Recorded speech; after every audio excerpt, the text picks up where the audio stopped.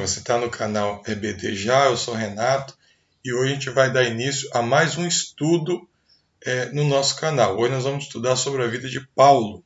Eu peguei aqui algumas coisas que a gente vai pegar desde o seu início, o que a Bíblia nos mostra, até no final ali. Algumas informações que vai ser importante para você conseguir usar, principalmente durante esse trimestre que nós estamos estudando sobre Paulo, tá bom? Você conhece o pastor Marcus Tuller?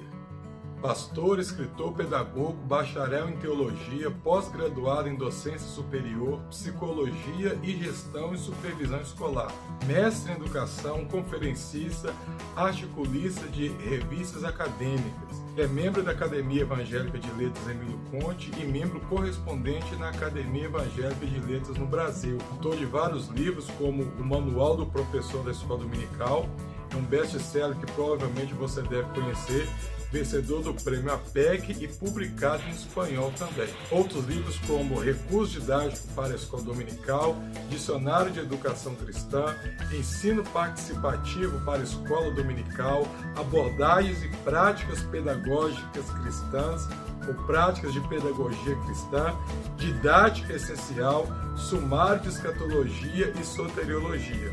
Ele foi chefe de Educação Cristã na CPAD por 12 anos, comentarista de lições bíblicas para adolescentes e juvenis, foi coordenador e professor do CAPED, curso de aperfeiçoamento para professores da escola dominical nesse mesmo período. Depois de 30 anos viajando e formando professores, tanto na área teológica quanto em cursos específicos para a escola dominical, formando professores sempre de forma presencial, agora o pastor Marcus Tuller está lançando o seu primeiro curso online, 100% online, o Professor Eficaz. O curso Professor Eficaz, com técnicas de didática e práticas de pedagogia online, 100% online. São 5 módulos, cada módulo com 3 aulas, com muitos recursos virtuais, vídeos, áudios, apresentação em PowerPoint, muitos textos em PDF, enfim, são vários recursos e formas de avaliação distintas. Gostaria que vocês conhecessem então o curso Professor Eficaz do pastor Marcus Tuller. Esse curso ele foi feito com toda a estrutura profissional, com profissionais da área técnica auxiliando o pastor nesses quesitos, para que ficasse uma plataforma muito fácil para você conseguir entrar e aprender lá, tá? O curso está excelente. O link para você adquirir o curso está aqui na descrição. Se você adquirir o curso aqui por esse link, você também vai estar ajudando o canal, tá? Então dá uma olhadinha lá, confere. No momento que eu estou gravando esse vídeo, o curso lá está numa promoção muito bacana, tá? Tá com um desconto muito bacana. Não sei por quanto tempo vai durar esse desconto, mas corre lá, pode ser que você ainda consiga pegar com esse desconto ainda. Curso Professor Eficaz. Mas, porém, vou pedir para você se inscrever no canal, compartilhar, curtir esse vídeo, tá? E comentar com seus amigos para que outras pessoas possam ter acesso também. Então, vamos lá. Quem foi o apóstolo Paulo? Então, a primeira coisa que eu peguei aqui para a gente é isso aqui, fora dos 12. Por que fora dos 12? Aparentemente é um pouco complicado de entender por que chamamos Paulo de apóstolo sem o mesmo ter sido chamado por Jesus e fazer parte dos 12 que conhecemos no Evangelho. 12 é uma referência às 12 tribos de Israel e é uma tipologia da igreja, né? Então, assim, às vezes há uma dúvida por relação às pessoas. Por que a gente fala apóstolo se Paulo não fazia parte dos 12 ali, né? Que é aqueles 12 que andaram com Jesus. Paulo ele não pertenceu àquele grupo que andou com Jesus, né? Os 12 que andaram com Jesus, mas se nós formos analisar a vida de Paulo, Paulo teve as mesmas experiências, né, que caracterizaria, por exemplo, os outros 12, porque Paulo ele viu Jesus, né, quando ele tem aquela experiência lá em Damasco. Então Paulo ele presencia Jesus, ele vê Jesus. Paulo ele vai ter várias experiências com Jesus, tá? E isso vai fazer com que Paulo também seja chamado ou melhor dizendo, ao longo da história, nós vamos perceber que Jesus ele separa Paulo para um trabalho todo especial. Paulo ele é separado para um trabalho que os outros não estavam preparados e que também não foram chamados para fazer aquele trabalho ao qual Paulo foi separado. Então Paulo é separado para uma missão especial e talvez por isso ele tenha ficado de fora dos 12 originais, mas tinha todas as qualificações que os outros 12 tinham. Tá? Então eu coloquei algumas referências aqui. Algumas qualificações de Paulo sendo as mesmas dos outros apóstolos. Né? Então tá lá, nessas referências aqui, Atos, por exemplo, 9, 3 a 5, ele viu Jesus ressuscitado. Ele recebe a ordem diretamente do Senhor Jesus, né, para o seu chamado. E ele foi inspirado para escrever a maior parte do Novo Testamento e quase todos os fundamentos da doutrina cristã. Sobre este homem, então, nós vamos aprender algumas coisas acerca da sua vida, dedicação na obra, cartas escritas e o exemplo que ele deixa para as nossas vidas. Então, a primeira parte, nós vamos ver Paulo antes da sua conversão. Né? Então, antes da sua conversão, vamos ver alguma coisa aqui de Paulo antes da sua conversão. O que podemos aprender aqui?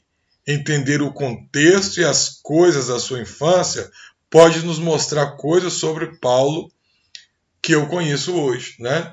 Então, é muito interessante a gente aprender o contexto onde a pessoa nasceu, onde a pessoa cresceu, porque eu entendendo o contexto e sabendo o ambiente que essa pessoa chegou, eu vou ter uma noção melhor sobre algumas coisas que eles vão falar, algumas coisas que eles vão dizer. Tá? Então, a primeira coisa que nós vamos pegar aqui é a cidade que Paulo nasceu. Paulo nasceu na cidade de Tarso. Tá? Aqui é uma foto já moderna, né, da cidade. Tarso foi a capital da Cilícia. Tarso, a cidade que Paulo nasceu, era a capital e a principal cidade da Cilícia e uma das maiores cidades do Império Romano. Ela teve seus dias de glória com Alexandre o Grande, porque muitos gregos ricos construíram ali as suas residências. A sua dedicação pela cultura se destacava e as suas escolas atraíam filósofos e professores de renome. Então, na época, o berço da cultura, do intelecto, por exemplo, era a Grécia. Né? Alexandre o Grande ele conseguiu tirar a influência grega, a filosofia, a cultura grega, que antes era algo muito importante, tinha sempre uma estrutura muito forte, mas que ficava só dentro da Grécia, né? Alexandre o Grande ele conseguiu tirar isso e espalhar para o mundo. Então, quando Alexandre o Grande morreu e veio o Império Romano e abarcou tudo, né? Começou o Império Romano ele não tirou das cidades conquistadas o costume grego, né? Aquelas culturas gregas, porque para o Império Romano isso era algo importante, porque enquanto o povo estava preocupado ou se entretendo com filosofia, com esportes, cultura, eles não viam a mão de ferro do Império Romano, eles não viam a opressão terrível que era o Império Romano. Então, o Império Romano deixou que essas coisas ficassem. Então, quando se falava em filosofia, em inteligência, em intelecto, a referência era o quê? Eram os filósofos gregos. E Tarso era uma cidade que ela virou uma capital onde muitos gregos ricos iam para ali, iam morar ali, iam ficar ali, né?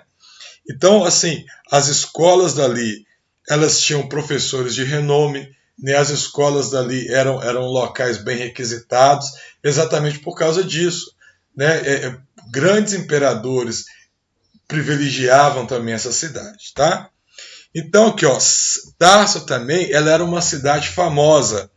Filósofos eruditos ensinavam ali retórica, matemática, ética, gramática e música.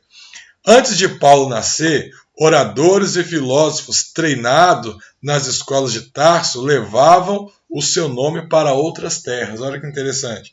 A cidade ela era famosa, tão famosa, que César Augusto escolhe Nestor, um cidadão de Tarso, como educador do seu filho. Olha só, tão famosa era a cidade que quando o imperador romano foi escolher alguém para que educasse o seu filho, que isso era muito comum na época, né, ele escolhe um profissional que veio da cidade de Tarso. Então Tarso ela tinha toda a sua importância, pessoas famosas saíam dali. Quando saíam oradores dali, quando aparecia algum filósofo, algum erudito, e ele levava no nome dele, que ele aprendeu em uma das escolas de Tarso, essa pessoa ela tinha um respeito lá fora, porque as escolas de Tarso eram conhecidas. É como se fosse hoje, né?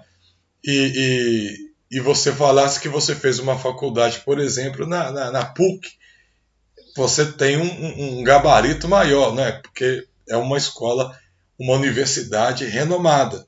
Mas vai escutando por quê, presta atenção por que eu estou te passando essas informações. Ali havia um enorme teatro, peças gregas eram encenadas também. Também se apresentava música e lia poesia. O teatro ocupava um lugar importante na vida do povo de lá, tanto rico quanto pobres. Ou seja, Tarso, além de ser uma cidade importante, além de ser uma cidade que tinha escolas famosas, né, que gregos ricos moravam ali, Tarso também era uma cidade que tinha teatro e peças teatrais eram feitas a todo tempo. Tá? E o povo daquela cidade tinha acostumado com aquela cultura, tanto rico quanto pobre. Né? Tanto as pessoas que tinham um valor maior, que tinham uma aquisição financeira, poderiam ter acesso à cultura do teatro, né? As artes cênicas, como também aquelas pessoas pobres, elas também tinham acesso a isso. Porque o teatro, né, isso ocupava uma grande parte ali do cotidiano, vamos dizer assim, da cidade de Tarso.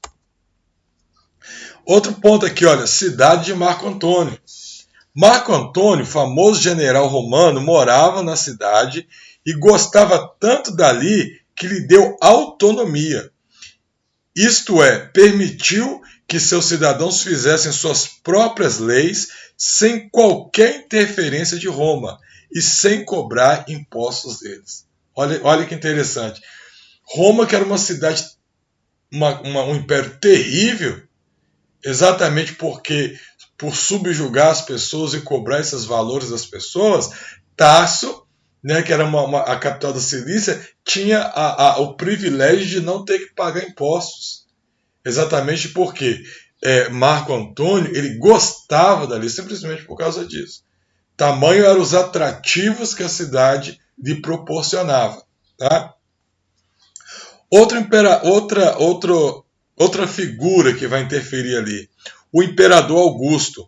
Ele ficou tão impressionado com a cultura da verdade que permitiu que ali tivesse seus próprios tribunais. Ele ficou tão impressionado, verdade que eu coloquei errado, tá? Ele ficou tão impressionado com a cultura da cidade, vamos voltar aqui, que permitiu, né, que lhe deu autonomia, ou seja, ele permitiu que os seus cidadãos fizessem as suas próprias leis, olha só, sem qualquer interferência de Roma e sem lhe cobrar impostos.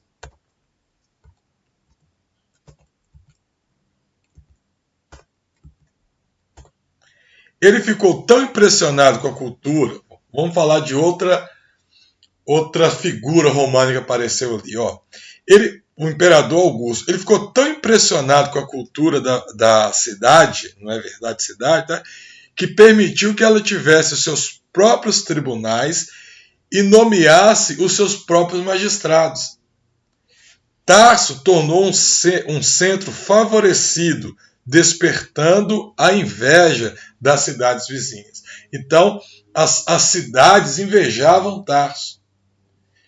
Tarso era uma cidade rica em cultura, em informação, em religião, em conhecimento, tá? Cleópatra, olha só, outra pessoa que vai passar por ali. Tarso também era um grande centro financeiro, a sua rota comercial era enorme. Ficou conhecida a fama do barco dourado de Cleópatra, a lendária rainha do Egito. Ela fora encontrar-se ali com Marco Antônio para seduzi-lo com seus encantos, tá? Outra cidade. Outro ponto aqui que tinha lá, os jogos. Os jogos. Tanto grego quanto romanos gostavam de competições atléticas. Apreciavam tanto o jovem que vencia na corrida, quanto o homem mais maduro que vencia uma batalha. De seus heróis e campeões, erguiam estátuas e monumentos. Então, eu vi aqui que Tarso era uma cidade que tinha uma cultura, era uma cidade completa. Tá? Era uma cidade que favorecia a pessoa crescer ali diferenciado. Uma cidade que favorecia a pessoa que crescia ali ter um conhecimento, né, superior aos demais. Porque em meio ao Império Romano, em meio à opressão romana, Tarso era uma cidade que ela estava livre dessas coisas. Ela tinha todos esses benefícios que eu estou mostrando para vocês. Tá? Agora, quem que era Saulo? Saulo, então, era o primeiro nome, era como era conhecido Paulo. Né? Paulo ele era conhecido como Saulo. Saulo de Tarso. De todos os homens ilustres de Tarso, ninguém foi maior do que Paulo. Todos foram esquecidos e, apesar da grandeza, eles deixaram apenas uma marca na história. O grande apóstolo de Cristo, porém, ele cativou de tal forma o coração de milhões de pessoas em todas as eras. Então, a gente vai entender que Paulo, ou Saulo na época, ele foi a maior figura que saiu de Tarso. Eu estou trazendo essas informações para vocês. Provavelmente alguém que está me ouvindo já ouviu falar sobre isso, ou pelo menos alguma das coisas que eu pontuei aqui já ouviram falar. Pode ser que a maioria das pessoas que estão me ouvindo hoje não conhecia nada disso. Então veja bem, mesmo Saulo, mesmo Tarso sendo uma cidade muito importante, mesmo Tarso trazendo todos esses requisitos que eu estou passando para vocês, provavelmente hoje a maioria não conhecia essas coisas de Tarso. Mas você conhece Paulo. Tá? Então isso nos mostra que Paulo ele se tornou a figura mais ilustre, mesmo indo no caminho contrário do que a cidade ministrava, do que a cidade ensinava. Paulo ele se tornou a figura mais ilustre de Tarso e foi a figura que rompeu barreiras e chegou até nós hoje. Vamos ver aqui então o mundo de Paulo, tá? O mundo em que Paulo viveu. Naquele tempo, a vida, na sua maioria, se concentrava na região do Mediterrâneo. Então, aqui eu tenho o mar Mediterrâneo, tá? Aqui, ó. Eu tenho o mar Mediterrâneo. Aqui, olha, eu tenho a Itália, né? Que na época Roma estava aqui, olha. Estava aqui, Roma estava aqui, tá? Aqui no cantinho, olha, eu tenho Jerusalém, Israel está aqui, olha. Israel está aqui. Aqui eu vou ter o Mar da Galileia. Descendo um pouquinho aqui, eu tenho o Mar Morto. Tá? Descendo um pouquinho aqui. Aqui, olha, eu tenho o Egito. Um pouquinho para frente aqui, se o mapa continuasse, teria onde foi a região da Babilônia e onde foi aqui também a Assíria, que reinos que já caíram, tá? Então, essa região aqui era o mundo conhecido da época. Todas as grandes civilizações vieram dali junto do mar. Na época de Paulo, 3 nações deixaram marcas no mundo, tá? Então, essas nações, igual eu comentei, a Babilônia, que estaria mais ao lado aqui, e a Assíria. e o Egito que está embaixo, essas nações, esses impérios caíram, né? Então, na época de Paulo, as nações que deixaram, que marcaram a história aqui, era Roma, Grécia e Israel. A gente vai ver um pouquinho sobre essas nações. Primeiro, Roma. Os romanos governavam o mundo nessa época. Conquistaram esse direito pela força dos seus exércitos. Eram mestres na colonização e no governo. Devido ao poder de suas legiões, eles eram donos do mundo, mas embora poderosos, não se aproveitavam dos povos conquistados, mas procuravam integrá-los a seu império. Estes constituíram o maior império que o mundo já viu.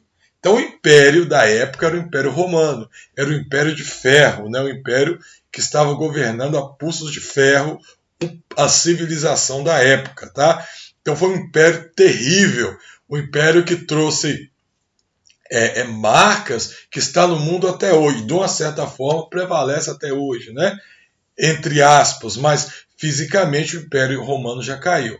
Mas nessa época, então, era o grande império, a força do seu exército conseguiu dominar o mundo daquela época.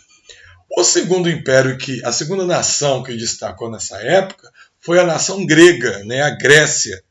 Se os romanos eles foram os líderes mundiais na lei e no governo, os gregos eles lideravam na cultura e no conhecimento. Como eu contei a história lá de Alexandre o Grande, quando Alexandre o Grande ele governa o mundo, tá? Ele espalha a cultura grega no mundo. E quando o Império Romano chega, eles não tiram a cultura grega para que o povo tivesse algo que se entreter. Então, a arte, a ciência, a literatura desenvolveram mais na Grécia do que em qualquer outro lugar. Embora o Império fosse romano, era a língua grega que foi reconhecida como a língua usada pelos povos mais cultos. Os professores, os filósofos gregos eram os intelectuais reconhecidos na época. Então, quando se falava em cultura, se falava em arte, lembrava do povo grego. E o povo grego, nesse aspecto, eles eram completos. Aqui você tinha religião, né? E você tinha todo um panteão grego que envolvia vários deuses. Né? Aqui você tinha os filósofos gregos também, que tinham formas de pensar, formas de ver a vida. Né? Então, ou seja, eu tinha aqui um apoio para o ateu, né? Dentro da filosofia. Eu tinha um apoio para o religioso, tá? Dentro da mitologia grega, e esse religioso ele poderia escolher a qual Deus servir. Ele tinha lá vários deuses, né, dentro desse panteão grego que ele poderia servir. E eu tinha também um apoio aqui cultural, né, porque a nação elas eram supridas de jogos, tá, de teatros, de várias coisas que deixava o povo envolvido culturalmente e crescessem em informações relacionadas a esses quesitos. E eu tinha também, por último, a nação de Israel. A nação, porém, que mais marcou a civilização mundial foi Israel. A sua marca jamais se apagará. Embora os judeus não tivessem poderio militar, eles se destacaram por sua religião. Dispersos pela terra, eles constituíram sinagogas para adorar a Deus. Estrabão escreveu assim acerca desse povo: é difícil encontrar um único lugar na terra que não haja admitido essa tribo de homens e sido por ela influenciados. Então, olha que interessante. A religião judaica ela tinha estendido na terra. Embora o povo fosse caçado, eles fossem perseguidos, mas a religião deles é o que destacou. Embora, como eu passei para os irmãos, o grego tendo todo um panteão de deuses, o Deus de Israel que ficou conhecido. O Deus de Israel é que era destaque, é que incomodava as pessoas. Tá? A religião judaica, ela conseguia influenciar cada um em cada lugar que eles passavam. Mas qual que era o plano de Deus? Então nós temos aqui um vislumbre do que era o mundo de Paulo, do mundo que Paulo nasceu. O cenário era de confusão, conflito e necessidade. Necessidade que não podia ser satisfeita pela lei romana, nem pela cultura grega e nem pela religião judaica. Então percebe que aparentemente eu tinha tudo naquele mundo, mas ao mesmo tempo não tinha nada.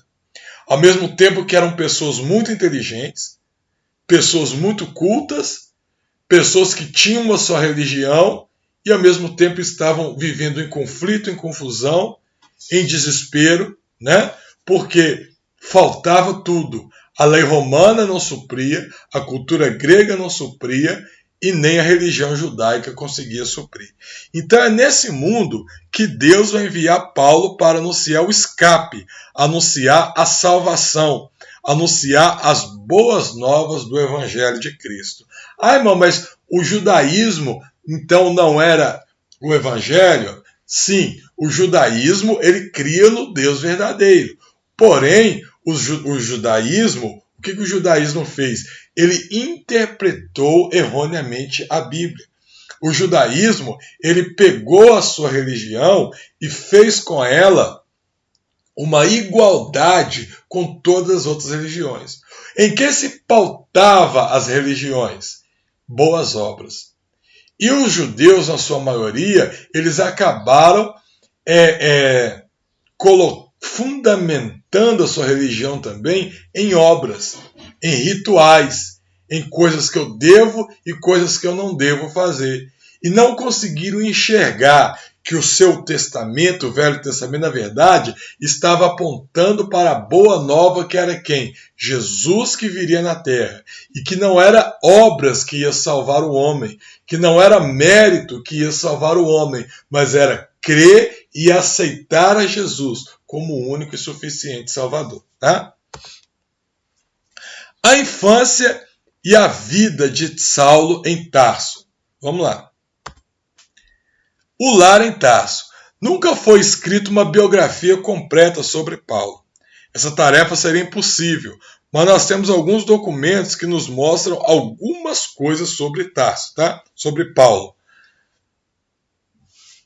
A maior parte das informações acerca dele ou foram escritos por ele, ou foram escritos por Lucas, que era um médico amado que seguia Paulo, tá? Vamos à Bíblia Sagrada ver o que ela nos conta sobre a infância e sobre o seu lar em Tarso. Será que a Bíblia traz alguma informação para nós? Então, eu tenho a primeira informação aqui, olha, em Atos capítulo 22, versículo 3. Diz assim: quanto a mim, sou judeu, nascido em Tarso da Cilícia, e nessa cidade criado aos pés de Gamaliel, instruído conforme a lei, a verdade da lei de nossos pais, zelador de Deus, como todos vós hoje sois. Ou seja, Paulo ele escreve aqui que ele nasceu em Tarso, tá? Ele nasceu na cidade da Cilícia, nasceu em Tarso, mas que ele era judeu. Por que judeu? Porque os seus pais eram judeus. E o judeu, aonde quer que você nasça, independente do estado que você esteja, se os seus pais são judeus, se a sua mãe é judia, você é considerado judeu. Tá? Então Paulo ele era judeu, porque ele era nascido de pais judeus, mas ele também era romano, porque ele foi nascido na cidade de Tarso, que é essa cidade que eu mostrei para vocês anteriormente aqui, que era uma cidade romana. Era uma cidade que tinha toda a autonomia cedida pelos imperadores romanos. Tá? Então, por isso, ele tinha o que nós chamamos de dupla cidadania. Ele era tanto judeu, quanto também ele era romano. E eu aprendo mais nesse texto. Ele foi criado nessa cidade, ou seja, ele passou a infância nessa cidade. Ou seja, na infância de Paulo, Paulo ele tem acesso a toda essa cultura que nós estudamos aqui. Paulo ele cresce vendo a influência grega. Paulo cresce aprendendo sobre a lei romana. Paulo cresce aprendendo sobre a cultura e sobre a religião judaica que os seus pais ensinavam. Então, Paulo ele cresce aonde? Nas sinagogas. Essas sinagogas estavam onde? Na cidade de Tarso. E dentro dessas sinagogas e ao seu dia a dia, ele aprendia com seus pais o quê? Acerca da cidade, acerca da cultura, mas também dentro da sinagoga ele aprender acerca do Deus de Israel. Ele aprender sobre o Velho Testamento. Ele aprender sobre as leis de Deus, sobre as leis de Moisés. Tá? Ele aprendia tudo isso porque a intenção dos pais de Paulo era fazer de Paulo um grande líder, um grande homem, um homem que se destacasse e se tornasse um grande líder lá judeu. Tá? E ele continua dizendo aqui que ele foi criado aos pés de Gamaliel. Então Gamaliel ele já foi um rabino que viveu em Jerusalém. Tá? Então ele tinha uma escola. Ele era considerado um destaque, um dos maiores mestres da sua época. Então, quando Paulo atinge a idade mínima para sair de casa, ele é levado pelos seus pais para Jerusalém. E ali em Jerusalém, ele vai ficar agora morando em Jerusalém e vai estudar na escola de Gamaliel e vai ser instruído pelo próprio Gamaliel. Ou seja, Paulo agora já foi instruído pelos seus pais para poder ser um grande mestre, um grande líder. Tá? Paulo absorve todo esse conhecimento que nós aprendemos que tinha na cidade de Tarso. E agora, além disso tudo, ele é enviado para estudar com melhor, o que tinha de melhor em Jerusalém, para se tornar o melhor mestre rabínico, o melhor mestre. Rabi é mestre, né? Rabino lá era mestre. Então ele estuda para se tornar o melhor mestre, o melhor mentor que o povo poderia conhecer. Então ele é enviado para ali e ali ele é instruído em toda a lei e ele se torna zelador de Deus. O que ele quer dizer com essa palavra zelador? Ou seja, ele aprendia com toda a humildade e todo esmero, porque a intenção dele era exatamente conhecer sobre Deus e se tornar um mestre para poder levar as pessoas a aprender sobre aquele Deus ao qual ele ensinava. Tá? O início. Como ele mesmo disse, então ele nasceu em Tarso, portanto cidadão romano por direito de nascimento. Ele era aqui, da tribo de Benjamim. O seu nome Saulo vinha de Saul, o grande rei de Israel, que também era da tribo de Benjamim. Ele foi enviado por seus pais a Jerusalém, onde morava já sua irmã, para ser um líder judeu. E ele foi estudar aos pés de Gamaliel. Outra informação que eu não coloquei aqui é que ele era também fariseu. Tá? Ele era fariseu, porque nessa época, a religião judaica, ela sofreu várias vertentes. Então é como se tivesse saído várias religiões de dentro do judaísmo. Vários grupos com interpretações diferentes do Velho Testamento. Então eu tinha os essênios, eu tinha os fariseus, eu tinha vários povos dessa forma. E Paulo ele era fariseu. Outro texto que nos traz informações sobre Paulo. E na minha nação excedia em judaísmo a muitos da minha idade, sendo extremamente zeloso das tradições de meus pais. Gálatas, capítulo 1, versículo 14. Ou seja,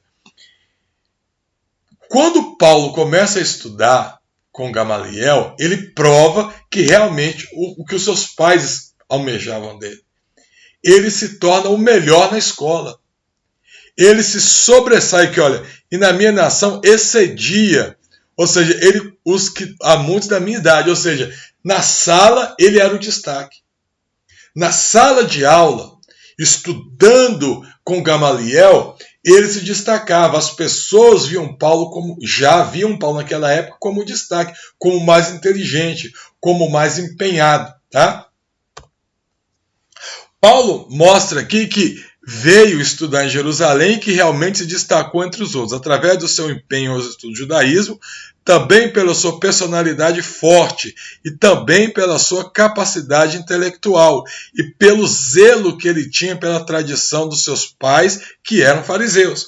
Isso faz de Paulo um grande líder, um destaque do judaísmo, um exemplo a ser seguido.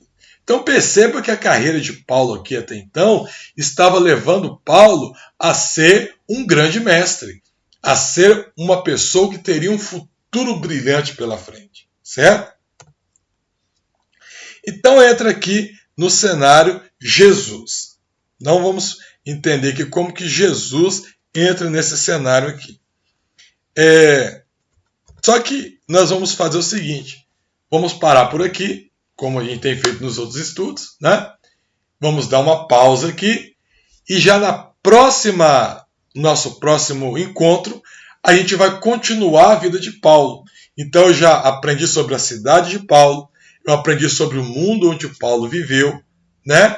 Eu aprendi sobre um pouco da infância dele, né? Aprendi agora que ele está estudando com Gamaliel e agora eu vou entender como que Jesus entrou na história. Onde que Paulo estava quando Jesus chegou, né? Só que isso nós vamos ver no nosso próximo encontro. Que Deus te abençoe. Fique com Deus.